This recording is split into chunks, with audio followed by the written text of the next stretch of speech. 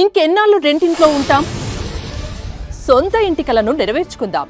Suman TV biggest property expo October 18th, 19th HSCC Novotel Hyderabad. ఇప్పుడే free entry కోసం call చేయండి. నమస్తే రమగారు. నమస్తే జీ.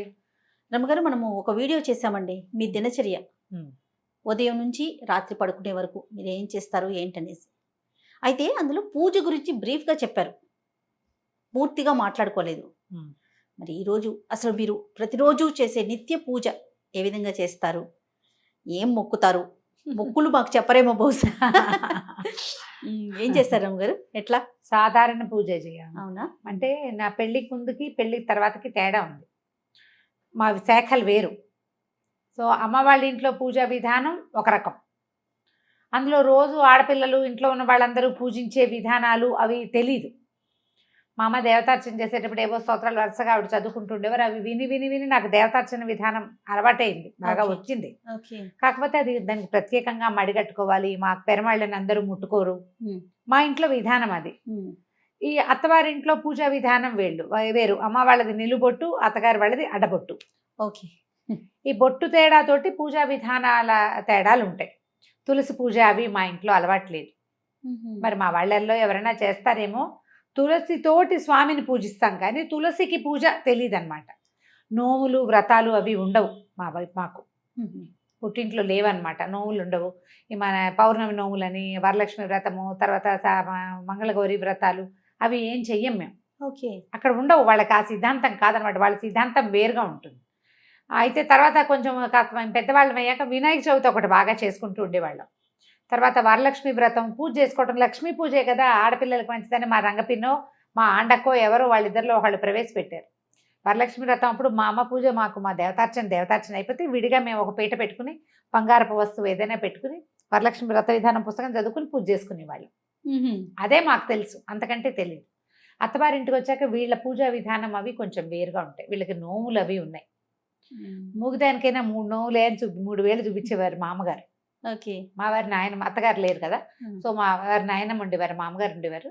3 నోములు అని మన వరలక్ష్మి వ్రతం చేయించారు. మంగళగౌరి నోములు పట్టించారు, 5 సంవత్సరాలు చేయవలసింది. తర్వాత ఏమో పువ్వు తాంబూలం పండు తాంబూలం నోము ఒకటి నోయించారు. తర్వాత 16 ఫలాల నోము అదొకటి పట్టించారు అనమాట. వరలక్ష్మి వ్రతం ఏటా చేసుకునేది. క్రమంగా ఇది నేను నేర్చుకున్నా. అయితే ఈ మామగారు అప్పుడప్పుడు ఉంటుండేవారు, కానీ రెగ్యులర్గా ఎప్పుడు నాతోటే లేరు. ఎప్పుడైనా వచ్చేవారు. ఆవిడ పూజా విధానాన్ని నాకు నేర్పించేసే ప్రయత్నం చేయలే. నేను చదువుకున్న పిల్లని, సంస్కృతం వచ్చు, పెద్దింట్లో నుంచి వచ్చాను కాబట్టి కొంత ఏదో చేసుకుంటుందిలే అన్నట్టుగా దీపం పెట్టుకోవటం ఒకటే పూజా విధానంగా ఉండేది నాకు తెలిసి అప్పట్లో, పెళ్ళైన కొత్తల్లో. ఆయన మావారు సంధ్యావందనం చేసుకోవటము, ఆయన జపం చేసుకోవటం చిన్నతనంలో వాళ్ళకి ఉపనయనాలు చేసేసారు 7-8 ఇయర్స్కే. అప్పటి నుంచి ఆయన వాళ్ళకి బాగా అలవాటు. మా మరుదులు కూడా చాలా బుద్ధిమంతులు ఆ విషయంలో. పొద్దున్నే లేచేసి సంధ్యావందనం చేసుకోవటము, సొంతంగా జపం చేసుకోవటము అది ఉండేది. ఓకే. ఈ పూజ ఏముంది, నేను దీపం పెట్టుకోవటం, 4 పువ్వులు పెట్టడం, ఏదైనా పళ్ళు నైవేద్యం పెట్టడమే చేసేదాన్ని. దీపం కూడా ఆయన ఒకసారి పెట్టేసేవారు, నేను మళ్ళీ అందులో కొంచెం నూనె వేసేదాన్ని. అలాగే చేసేదాన్ని. ఒక 3-4 సంవత్సరాల పాటు వరలక్ష్మి వ్రతం, మంగళగౌరి నోములు, ఏదైనా సత్యనారాయణ వ్రతం చేసుకుంటే అది తప్ప మొదటి 4 సంవత్సరాల పాటు నేను ఏమీ పెద్దగా శ్రద్ధగా చేసింది అయితే లేదు. ఇవన్నీ నిజాలే, ఇందులో దాచేందుకు ఏం లేదు. అయితే 4 ఏళ్ళు మా పెద్ద అబ్బాయికి ఒక ఏడాది ఇంచుమించుగా 1.5 వయసు ఉండగా మా వారికి కొంత పరిచయస్తులు, బహుశా బాబాయ్ గారి ఫ్రెండ్స్, వీరి మావయ్యకి ఫ్రెండ్స్ అనమాట. ఫ్రెండ్ ఒక ఆయన మోహన్ రావు గారు, వారి పేరు తలుచుకుంటేనే చాలా సంతోషంగా ఉంటుంది. ఆయన నాకు చెప్పారు, అమ్మ లలితా సహస్రం చదువుకోండి మీరు. నా పెళ్లి నాటికి నాకు లలితా సహస్రం రాదు. ఇంచుమించు నాకు ఒక 30 సంవత్సరాలు వస్తూ ఉండగాను, ఇంకా రాలేదు, 30 రాకముందే నేర్చుకున్నాను అనుకో. మా పెద్దక్కయ్య లలిత కామ్యం, అందరూ చదవకూడదు అనేది. మా ఇళ్లలో అసలు లలితా శాస్త్రం చదివే పద్ధతే లేదు. అయితే ఒకసారి చెప్పడానికి మొదలుపెట్టింది. మేము ఒక 20-15 శ్లోకాలు నేర్చుకున్నాం. మా అక్కయ్య నోటికి చెప్పేది. అక్కయ్య చదువుకోవటమే, అయితే అక్కయ్యకి చెప్పడం వచ్చు. నేను ఎట్లా చెప్తున్నా అట్లా మా పెద్దక్కయ్య చెప్పేది. నేను, మా ఆఖరక్కయ్య, మా పెద్దక్కయ్య గారు అమ్మాయి, అట్లా మేము ముగ్గురున్నాం. మాకు తొందరగా వస్తాయి. సంస్కృతం ఒకటి ఉంది కదా, ఒక 18 శ్లోకాలు ఏమో 20 శ్లోకాలు చెప్పుకుని ఉంటాం అంతే, అంతకంటే చెప్పుకోలే. ఆయన లలితా శాస్త్రం చెయ్యండి అని చెప్తే ఇక అప్పుడు రోజు చదవటం నేర్చుకోవడం కోసం నేనే సొంతంగా చదువుకున్నా. అందరికంటే నాకు ప్లస్ ఏంటంటే నాకు సంస్కృతం రావటం, వాచాదోషాలు లేకుండా చదవటం వచ్చు. ఒక పదాన్ని అక్కడ ప్రింట్లో తప్పు ఉంటే ఈ అక్షరం ఇట్లా ఉండకూడదు, ఇది కాదు అయి ఉంటుంది, పదం ఇది కాదు అని నేను సరి చేసుకోగలను. నాకు డౌట్ వస్తే మా ఐదొకే వసంత, తను పిహెచ్డి సంస్కృతంలో, తనకు ఫోన్ చేసి వసు ఏమిటో ఇక్కడ ఇలా ఉంది, ఈ పదం కరెక్ట్ అంటావా అని అడిగితే మా అక్కయ్య అయినా కరెక్ట్ చేసేది. 4-5 పదాలు మా అక్కయ్య కరెక్ట్ చేసింది, మిగిలినవన్నీ నేనే కరెక్ట్ చేసుకున్నాను. అట్లా లలితా సహస్రం చదవటం అలవాటైంది. రోజు చదువుకునేవారు? అప్పుడు రోజు చదివేదాన్ని, ఇప్పుడు కూడా చదువుతా. కానీ అంత అప్పుడు నేర్చుకోవడం కోసం ప్రతిరోజు పెద్ద స్వరంతో, పెద్ద గొంతుగా తన వాయిస్ పెద్దది. ఆ తర్వాత నన్ను ఖడ్గమాల వైపుకి తిరిగింది మనసు. లలిత, ఖడ్గమాల, ఈ 2 దేవి ఖడ్గమాల కూడా అవి చాలా అట్రాక్ట్ చేస్తాయి అన్నమాట. తర్వాత అంటే మా పెళ్ళైన ఒక 10-11 సంవత్సరాలకి మా మామగారు చేసేవారు రెగ్యులర్గా దసరా ఉత్సవాలు 10 రోజులు ఉత్సవాలు చేయటం మా ఇంట్లో అలవాటు ఉంది. మా వారికి ఏదో ఒక ఉత్సాహం వచ్చింది, తను చేద్దాం అనుకున్నారు. అప్పటి నుంచి మొదలుపెట్టి ఇప్పటిదాకా దసరాలు చేస్తూనే ఉన్నాం మేము. దసరా ఉత్సవాల కోసం ప్రత్యేకంగా కలశం పెట్టుకోవటము మా ఇంట్లో ఉంది. నవరాత్రులు చేస్తారు? నవరాత్రులు చేస్తాం. 10 రోజులు పగలు ఉపవాసం, రాత్రి భోజనం, 2 పూట్ల లలిత ఖడ్గమాల ఇవి చదువుకోవటం. నాకు అప్పటి నుంచి త్రిశతి చదవటం అలవాటైంది. ఓహో. లలిత సహస్రము ఖడ్గమాల కంటే కూడా త్రిశతి విపరీతంగా ఆకర్షించింది నన్ను. అది చదువుతూ ఉంటే ఎలా వస్తుందంటే ఒక పూనకం వచ్చినట్టు ఉంటుంది అనమాట. అసలు అమ్మవారి యొక్క ఆవిడ యొక్క శక్తి ఒక్కొక్క పదంలో తెలుస్తూ ఉంటుంది. అర్థం అవ్వటం ఎంత ప్లస్ అంటే, నేను భగవంతుడికి కొన్ని లక్షల సార్లు నమస్కారం చేసుకున్నా. నన్ను ఒక సంప్రదాయ సంస్కృత పండితుల ఇంట్లో పుట్టించి ఈ పదాలకి అర్థం తెలుసుకోగలిగే మాత్రపు ప్రజ్ఞని నాకు పెట్టినందుకు, నా పూర్వజన్మ కర్మ ఫలితం వల్ల, భగవంతుడి అపార కృపాకటాక్షాల వల్లే అది కుదిరింది.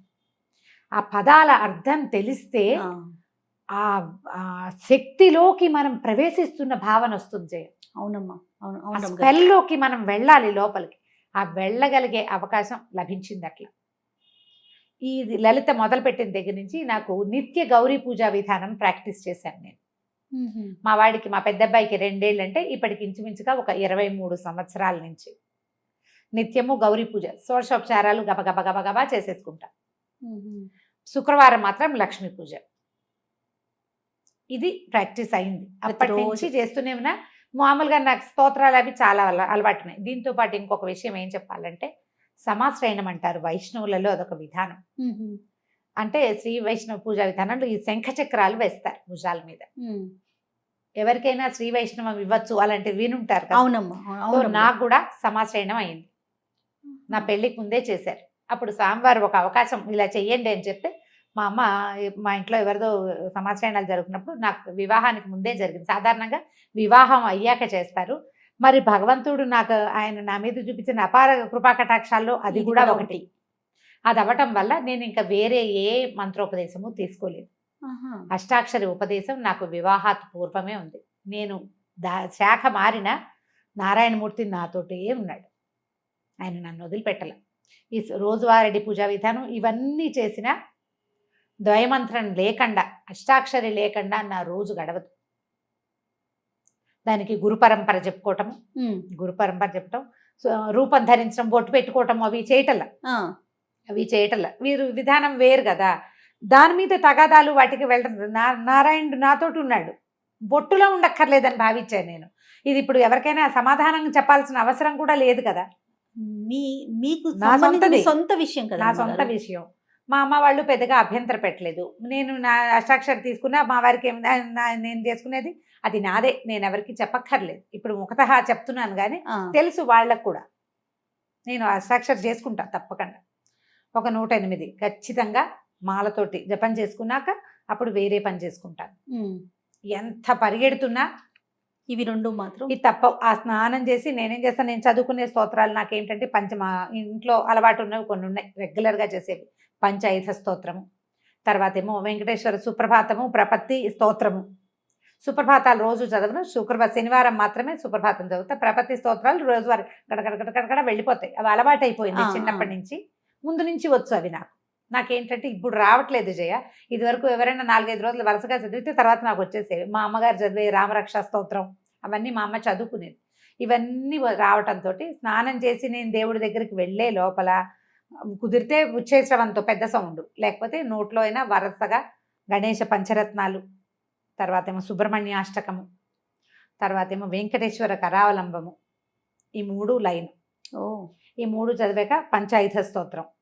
పంచాయతీ స్తోత్రం బాగా చిన్నప్పటి నుంచి అలవాటు, పంచాయతీ స్తోత్రం చదువుకోవటం. ఆ తర్వాత స్వామివారిది సుప్రభాతాలు, ఇవి ఈ లైను, ఇవి ఒక 3. వీటితో పాటు రామరక్షా స్తోత్రం బాగా ఇష్టం. రామరక్షా స్తోత్రం, కాలభైరవాష్టకం అప్పుడప్పుడు చదువుతాను. దక్షిణామూర్తి స్తోత్రం చాలా ఇష్టం నాకు. దక్షిణామూర్తి, ఈ మొత్తం ఇన్ని స్తోత్రాలు కలిపి అటు ఇటుగా నేను అక్కడే కూర్చుంటే ఒక 20 నిమిషాలు 25 నిమిషాలు పడుతుంది నాకు కూర్చుని ఉంటే. ఖాళీగా అలవాటు ఉంది కదా, అలవాటు ఉంది కాబట్టి అక్కడ కూర్చోక్కర్లేదు, పని చేసుకుంటూ ఇవి చదివేసుకుంటా. అక్కడి నుంచి దేవుడి దగ్గర కూర్చున్నప్పుడు దీపారాధన చేయటం, పువ్వులు తెచ్చుకోవటం. అంటే బయట నుంచి కొనుక్కొచ్చిన పువ్వులని ఇప్పుడున్న నేను కొత్తగా వెళ్ళే 5-6 సంవత్సరాల క్రితం ఇల్లు తీసుకున్నాం. అక్కడ ఏంటంటే కింద కాసిన మొక్కలు ఉన్నాయి, ఏవో పువ్వులు వస్తాయి. నా అదృష్టం ఏంటంటే భగవంతుడు నాకు తోడబుట్టిన వాళ్ళని ఎంతమందిని ఇచ్చాడో అలా ప్రేమగా నాతో ఉండే వాళ్ళని కూడా కొంతమందిని ఇచ్చాడు. కింద ఫ్లోర్ లో ఉండే జ్ఞానశ్రీయే ప్రతిరోజు పువ్వులు వచ్చి నాకు తెచ్చిస్తుంది, పంపిస్తుంది, పట్టుకొచ్చిస్తుంది. 90% తనే తెచ్చిస్తుంది. గ్రేట్. ఒక్కొక్కళ్ళని అట్లా ప్లస్ చేస్తాడు. ప్లస్ పువ్వులు పట్టుకొస్తుంది. ఏమైనా కొన్న పువ్వులు చామంతులు అవి ఉంటే అవి పెట్టుకుంటే పువ్వులు పెట్టుకోవటం, ఈ వరుస లైన్ అంతా చదువుకోవటం. ఖడ్గమాలు కూడా చదివేస్తే అక్కడక్కడ ఖడ్గమాలే వెళ్ళిపోతుంది. శుక్రవారాలు నేను ఇంట్లో ఉన్నప్పుడు మాత్రం లలిత కానీ త్రిశతి కానీ చదువుకుంటా. దసరాల్లో పూర్తిగా ఇవి 3 వీటిని అలవాటుగా చదవటం అలా ఉంది. సాయంకాలాలు ఏం చేస్తాను, దీపం పెట్టుకుని ఎక్కువ ఏం చెయ్యను. సాయంత్రం తేలిగ్గా 1-2 స్తోత్రాలు చదువుకుంటా. త్రిశతి సాయంత్రం చదివితే ఏంటంటే పగలు పనిచేసిన అలసటంతా పోతుంది జయ. ఏంటో నాకు అవునా అవకాశం దొరుకుతుంది, అప్పుడప్పుడు, రోజు ఉండదు. ఇప్పుడు నేను ఇక్కడే 7:30 అయిపోయింది అనుకో, నా వల్ల కాదు ఇంకా కూర్చోవటం. పెంద్రాలే వెళ్ళిన రోజున తప్పకుండా చేస్తాను. దీంట్లో వీటిలలో ఒక్కొక్క రోజు ఒక్కొక్కటి ప్లస్ చదవ బుద్ధి అయితే ఆ పూట ఖాళీగా ఉన్నాను అనుకో, కాలభైరవాష్టకం, తర్వాత జగన్నాథాష్టకం చాలా ఇష్టం నాకు, పూరి జగన్నాథుడి గురించి అదొకటి చదువుతాను. మధురాష్టకం అవి ఇష్టం. కృష్ణుడికి సంబంధించిన చాలా స్తోత్రాలు. ముకుందమాల మా ఇంట్లో ఉపదేశం ఉంది, నాయనమ్మకు ఉండేది. మా నాయనమ్మ ఆవిడ ఇట్లా మంచంలో ఉన్నా కూడా గుష్యతే ఎస్సే నగరే అనుకుంటూనే ఉండేవారు. దాంతో అదొకటి బాగా ఇష్టం. నేను ఆ ముకుందమాల పాఠం కూడా చెప్పాను. బాగా ఇంట్రెస్టింగ్ గా ఉంటుంది ముకుందమాల కూడా. అది కూడా అసలు ఎట్లా కృష్ణుడిలోకి మనని తీసుకెళ్ళిపోతుందంటే అర్థం కావాలి. ఇక్కడ ప్రధాన అంశం ఏంటంటే రమ్మగారు, మీకు వాటి భావం తెలియటం, దాని వలన పూర్తిగా ఇన్వాల్వ్ అయిపోతారు, దాని లోపలికి వెళ్ళిపోగలుగుతారు కదండి. నిజంగా అది చెప్తున్నాగా, లక్షల సార్లు కృతజ్ఞతలు చెప్పుకున్నా భగవంతుడికి అసలు అది తీరదనమాట. ఉన్నావు నాయన. అందుకని ఇప్పుడు లేకపోతే అంత అవకాశం అందరికీ లభించదు. అవునవును. ఆ లభించటం, దాంతో పాటు నాకు భక్తి ఉండటం, ప్రధానంగా భగవంతుడి మీద ఆసక్తి ఉండటం. ఎంత హడావిడిలో ఉన్నా ఏదో ఒకటి. ఇప్పుడు నేను బజార్ ప్రయాణంలో కూడా నేను చదువుకుంటారు. ప్రయాణం ఒకవేళ నేను ఇంటి దగ్గర ఏం చదువుకునేందుకు అవకాశం లేక అలా పరిగెత్తుకుంటూ రావాల్సి వచ్చింది, మా టీవీకి వెళ్ళినా కూడా అక్కడ కారులో చదువుకుంటా మొత్తం స్తోత్రాలు. పువ్వులు వేసి గబగబా ఈ పూజ చేసేసి అక్కడి నుంచి ఈ స్తోత్రాలన్నీ రెగ్యులర్ గా ప్రతిరోజు. నిత్య నైవేద్యాలు ఏమైనా పెట్టుకుంటారా రమ్మగారు? అలా మా దగ్గర ఏంటంటే నేను ఇంట్లోనే ఉంటే ఏదైనా చేసి పెట్టుకుంటాను జయ. ఇంట్లో లేకపోతే ఎక్కువగా మేము పెట్టేవైతే పాలు పళ్ళే. మా వారికి ఆయన పూజ అయింది కదా, తన పూజ వేరు అది వేరు. ఆయన అంటే ఒకే చోట దేవతార్చన ఉన్నప్పటికీ ఆయన పద్ధతి విధానాలు వేరు. ఆయన రెగ్యులర్ గా చేసేసుకుంటారు. ఆయన పంచాయతనం ఉంది మా ఇంట్లో, శివ పంచాయతనం ఉంది. ఆయన అభిషేకం చేసుకోవటము, నైవేద్యం పెట్టుకోవటము. అయితే ఈ పంచాయతనాల్లో కూడా మరి అన్నం నివేదన పెట్టాలని కొంతమంది చెప్తారు, కానీ మాకేంటి ఇంట్లో పెద్దవాళ్ళు చెప్పేదాన్ని పాటిస్తాం. అలా కాదు, ఇలా పెట్టండి, అలాగే చేయక్కర్లేదు. కాబట్టి ఇక మడి కట్టుకుని అన్నం వండి పెట్టాలి లేవు. దసరాలు, నవరాత్రుల్లో, తర్వాత వినాయక చవితి, ఇవన్నిటికీ మడితో వండుకునే అలవాటే ఉంది మాకు. రోజు వారడి లేదు. రోజు ఎక్కువగా మేము పెట్టేది పళ్ళు, పాలు, తర్వాత ఏమో పటిక బెల్లము, పంచదార, బెల్లము, ఏదైనా కొంచెం పులగం చేసుకుంటే పులగం పెడతాం, అట్లా నివేదన చేసుకుంటాం. కొబ్బరికాయలు కొట్టడము. ఇదే విధానం. ఇప్పుడు ఇందులో ప్లస్లు మైనస్లు ఇందులో ఎవరి సలహా సంప్రదింపు ఐడియాలు లేవు. పూర్తిగా మీది కదా, పూర్తిగా నాదే. భగవంతుడు నాకు ఇచ్చిన స్వాతంత్రం ఏంటంటే ఇందులో నన్ను కరెక్ట్ చేసే వాళ్ళని ఎవరిని పెట్టలా నాకు. కానీ భావాలు వేరు కదా రమ్మగారు, మీది కానీ ఇంట్లో డాక్టర్ గారిది కానీ భావాలు వేరు కదా, ఎక్కడన్నా ఇబ్బంది అనిపించిందా మీకు? ఏం లేదు, అదే చెప్తున్నా, అదృష్టవంతులైతే ఆ విషయంలో అదృష్టవంతులే. మా మరుదులు చాలా ప్రేమగా ఉన్నారు నాతోటి. సొంత తమ్ముళ్ళున్నా అంత బాగా కలిసి ఉండేవాళ్ళు కాదేమో. ఓకే. వాళ్ళ ఫస్ట్ ప్రిఫరెన్స్ వదినే. ఎప్పుడు మొదటి నుంచి అప్పటి నుంచి ఇప్పటిదాకా ఇంచుమించు 30 సంవత్సరాలు అవుతుంది. నన్ను కరెక్ట్ చేయలే ఎప్పుడు. మా మామగారు కొంచెం అంటి ముట్టినట్టే ఉండేవారు. గౌరీ పంచాక్షరి తీసుకోండి అని చెప్పారు ఒకసారి, మిమ్మల్ని తీసుకోమన్నారు ఒక మంత్రం, గౌరీ పంచాక్షరి తీసుకోవచ్చు అని, బాగుంటుంది అని, మంచిది అవును స్త్రీలకి, అది మంచిది, అది కూడా భర్త నుంచే తీసుకోవాలి, అలా ఏవో నియమాలు ఉండే, నాకు అంత బాగా తెలియదు దాని మీద. ఓకే. నాకు ఎందుకనో అంత అనిపించింది, నారాయణమూర్తిని వదిలిపెట్టాలని అనిపించలే. వారితో పాటు ఇంకేది చేద్దాం. రమ్మగారు ఇది సందర్భం కాదు కానీ నాకు ఒక ప్రశ్న అండి, ఎప్పటి నుంచో శైవ వైష్ణవ మతాలు అసలు ఎందుకు ఈ డిఫరెన్స్ వచ్చిందండి? అంటే అది తప్పు అనేది నా భావన కాదు, కొంతమంది శైవం కొంతమంది వైష్ణవం, ఎందుకు వచ్చింది? ఇప్పుడు మీరు రెండు భావాలతో ఒకే ఇంట్లో ఉంటున్నారు, అది మీరు సర్దుకుపోవటంలో వెళ్ళిపోతుంది. భగవంతుడు ఒక్కడే కదా అనే భావన ఉన్నప్పుడు ఇలాంటి చీలిక అసలు ఎక్కడి నుంచి వచ్చిందంటారు? ఇవి అంటే రెండు వైదికమైనవే జయ. శివకేశవులు ఇద్దరు స్థితిలయకారకులు. అవును. అయితే ఈ స్థితికారకుడైన విష్ణువే పరమదైవతం అని భావిస్తారు వైష్ణవులు. ఆ స్వరూపం, ఆ నడిపించే ఆ కథ, ఆ క్రియ, అది ఆకర్షితుల్ని చేస్తుంది కొంతమందిని. శివుడు లయకారకుడు, ఐశ్వర్యకారకుడు, ముక్తి ప్రదాయకుడు, ఆయనే పరమదైవతమని కొంతమంది భావిస్తారు. నీకు చూడు, ఆ పచ్చటి చెట్టు ఉంటే ఆ పచ్చటి చెట్టు మీద కొంతమందికి దృష్టి నిలుస్తుంది. దాని మీద ఒక గులాబీ రంగు పువ్వు ఉంటే గులాబీ పువ్వు మీదకి కొంతమందికి దృష్టి వెళ్తుంది. ఈ రెండిట్లలో ఏది కరెక్ట్? ఎవరి భావన వారిది కదా, వాళ్ళది. దీంట్లో ఏమైందంటే నాదే కరెక్ట్ అనేది తీవ్రత వచ్చేసింది. ఆ భావం ఎంతవరకు కరెక్ట్ అండి? కరెక్టా అంటే మనం చెప్పలేకపోతాం జయ. మనం ఇదంతా మాబ్లో ఉంటుంది, జనాలు గుంపుగా చేరినప్పుడు వాళ్ళ భావాలు ఉంటాయి. నారాయణమూర్తి ఆ స్వరూపము, ఆయన ఆ చెప్పబడుతున్నటువంటి రకరకాల క్రియలు, ఈ దశావతారాలు, ఇవి కాకుండా చెప్పబడే మొత్తం 21 రకాల అవతారాలు, అవన్నీ ఆకర్షితుల్ని చేస్తాయి కొంతమందిని. పరమేశ్వరుడు, ఆయన యొక్క రుద్రమూర్తులు, ఆయన యొక్క క్రియాకలాపాలు, సదాశివుడుగా నిరంతరము శక్తితో కలిసి ప్రపంచంలోనే ఉండటము, ప్రపంచ నిర్మాణ శక్తి పరమేశ్వరుడే అవటము కొంతమందిని ఆకర్షితులు చేస్తుంది. భగవంతుడు నాకు ఇచ్చిన వరం ఏంటంటే, నాకు వీళ్ళిద్దరిలో తేడా లేదు. అది ఎంత ఆకర్షిస్తుందో ఇదంతా ఆకర్షిస్తుంది నన్ను. నేను లలితలో ఎంత మిళితమైపోతానో విష్ణు సహస్రనామంలో అంత వెళ్ళిపోతాను. విష్ణు సహస్రనామము చదువుకుంటాను, అది రోజువారీ క్రియ. అంటే అంశాలు వేరైనా భావం ఒకటే కదా? ఒకటే, భగవంతుడు ఒకడే. నిన్ను ఆకర్షించే భావాలు రెండు వేరు వేరు ఉంటే ఒకదాని మీద తీవ్రంగా వెళ్తాం. అందుకని అట్లా వచ్చింది. విష్ణు సహస్రనామం కూడా నా రోజువారీ కార్యక్రమాల్లో ఉంటుంది. కడకడగడ ఏముంది, 7-8 నిమిషాలు పడుతుంది. అది అలవాటు అయిపోయింది.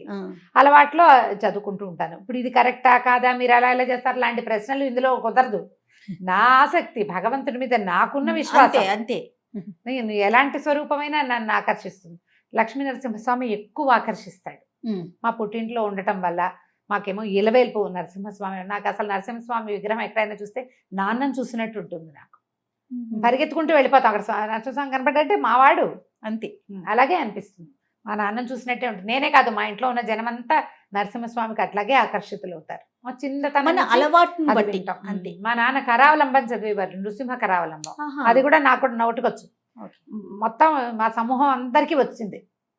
కరావలంబం కూడా అట్లాగే ఆకర్షిస్తుంది. ఇంత భక్తి ఉన్నా కూడా నేను కొంచెం ప్రాక్టికల్గా ఉండటమే నా యొక్క భగవంతుడు ఇచ్చిన వరం అనమాట. నాకు ఇన్ని చెప్తున్నారు, ఇన్ని స్తోత్రాలు చెప్తారు, ఇంత పూజా విధానం ఉంది కదా రమ్మగారు. కానీ మీరు మాట్లాడేది ప్రాక్టికల్గా ఎలా చెప్తారంటే భక్తి ముఖ్యం, భావన ముఖ్యం. భావమే ముఖ్యం. భక్తి ఉండాలి, భావం చాలా ముఖ్యం. అది ఉన్నప్పుడే మనస్ఫూర్తిగా పూజ చేసుకోగలుగుతాం. అది 5 నిమిషాల అరగంట అనేది పక్కన పెడదాం, అవకాశాన్ని బట్టి అంతే. రైట్. చాలా బాగుంది రమ్మగారు. నమస్తే. నమస్తే.